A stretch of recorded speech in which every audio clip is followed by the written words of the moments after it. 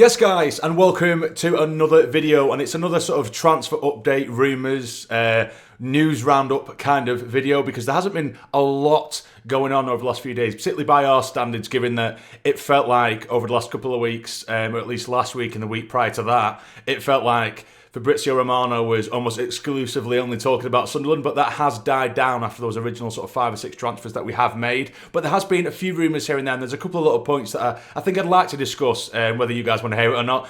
It's happening.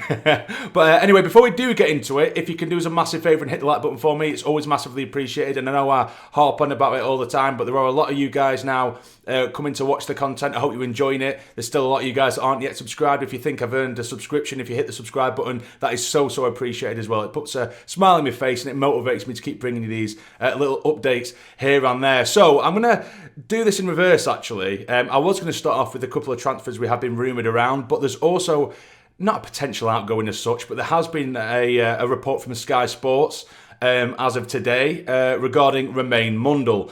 Now, Mundle, for me, I think he is a very good player.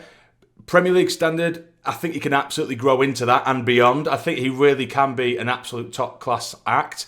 I think with his age, there's still this level of rawness that I think actually plays into his benefit, because he is so direct with the ball. He always wants to go forward. Sometimes there is a level of naivety that comes with his age where sometimes his decision making isn't exactly top draw, but there's absolutely the makings of a really class player in there, so I wouldn't like to see him go. However, there are reports from Sky Sports at the moment suggesting that Monaco are looking at him, and that almost feeds into the next player I'm going to talk about, because this bloke here, Khannouss from Leicester, he can play in Romain Mundle's position. So I found it just slightly coincidental that those two news sort of stories came out at similar-ish times.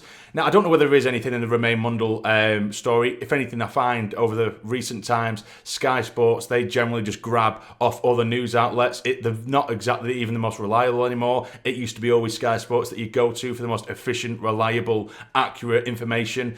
And I don't think that really is the case anymore. You've got a couple of really high-profile journalists like a Fabrizio, who isn't always right, by the way, of course, but they always, at least Sky Sports, they tend to just give a news story and then they'll credit a journalist, be it Fabrizio or Sasha, the other sort of really high profile journalist. But yeah, I just found it a bit coincidental. But either way, we have been linked with Khannouss through several different news outlets. Apparently, he no longer sees his future at Leicester. Of course, they did get relegated last year. I'd be lying if I said I knew a massive amount about him, but I have watched a couple of videos from a Leicester fan only over the last couple of days. He did make a video regarding this transfer link, and I have seen bits and pieces, of course, being a Premier League player last season.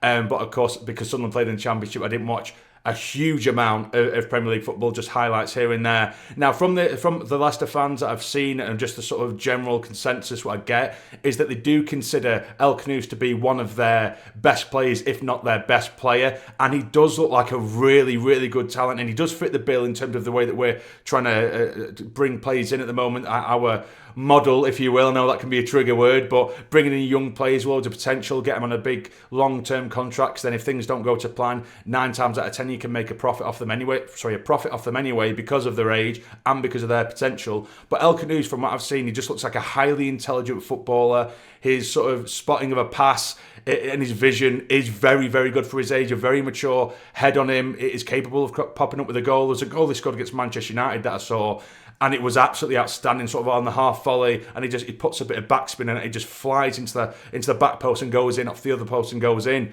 But he does look like a very exciting talent, and someone I'd be absolutely happy to see at the stage of my life. Now, I know some people might think, well, is he Moroccan? I might be wrong there, I could be wrong, but I know that a lot of people have got a very reasonable concern about AFCON. Although I don't think we are going to base or put all of our eggs in one basket of players that are specifically from teams who are going to be taking part in that competition, or at least players who have the nationality who are going to play in that competition, should I say, because It will be annoying but not every single player can get through to the final of that competition, so they're not always going to miss every single game throughout that month. However, I do agree that we could be looking very low on numbers for a couple of months, a couple of games, should I say, particularly in December, which is sort of the month of death, when we've got City twice, amongst other teams, we've got a plethora of big teams who you might write off as a write-off of a game anyway. However, it is a bit worrying.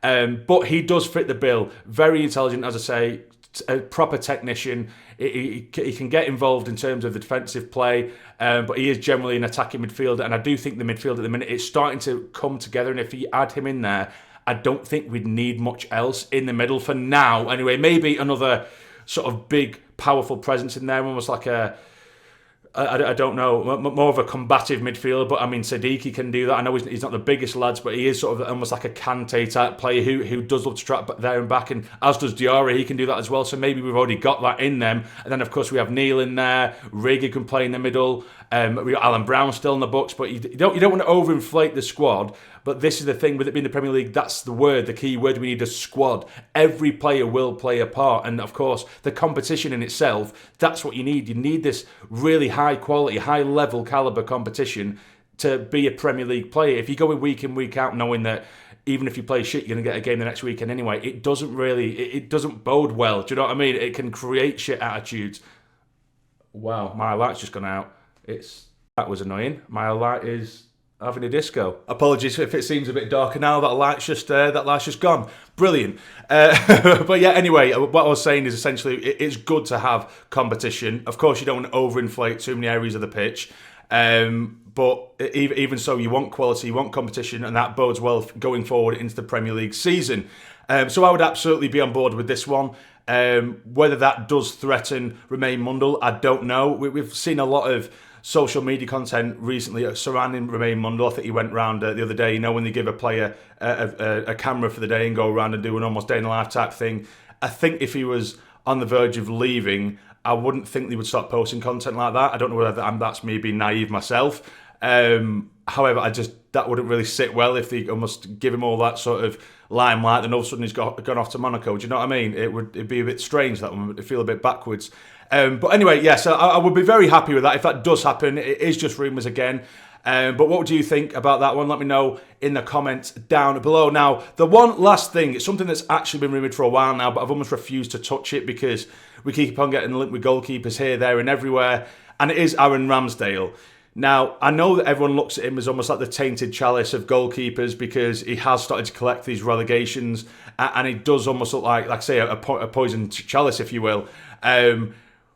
But I have a very similar view to, I think Michael Bowers mentioned it in another video the other day, and he basically said the exact words I was going to say regarding this, and that is that had you said to me a month ago or a few weeks ago, Aaron Ramsdale, I'd probably be a lot more sort of open to the idea, because I know that everyone looks at him as, oh, he's shit because he keeps getting relegated. If you actually listen to Southampton fans, who I have seen a lot of, in terms of Aaron Ramsdale, regarding this sort of potential rumour, potential transfer and a rumour, they've all said just because they got relegated on X amount of points, it could have been a lot worse without Ramsdale, and they literally said he was so good at times. But of course, there's only so much you can do when you've got shite in front of you, which is no disrespect to them because they were bad last season.